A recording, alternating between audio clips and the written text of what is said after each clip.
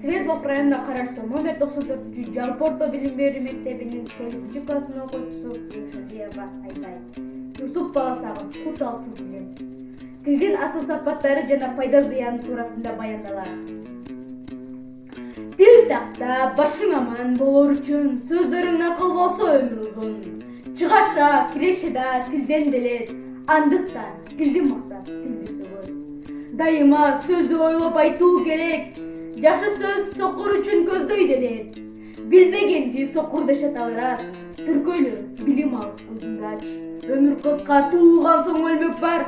Жакшы сөздөр түбөлүктүү өлбөйт ал. Азаматты эки сапат багыттайт. Чындык сөзү ак эмгеге карытпайт. Адам өлсө сөзү калат артында. Жашатагы жашай берет калкында.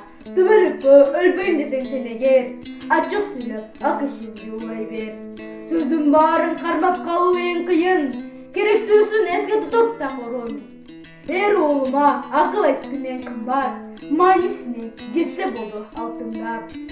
Сөздөрүмдү созуп айттым оолум, кеңешимди кабыл алгын кулунум. Билим ал, менден калар алтын күмүш, аларды сөзгө болбойт теңештириш.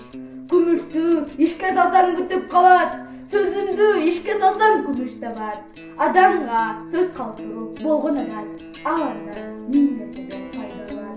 Бүркөгө кабагыңды бил арманым, кечиргин таппай айтсам сөздүн дайым.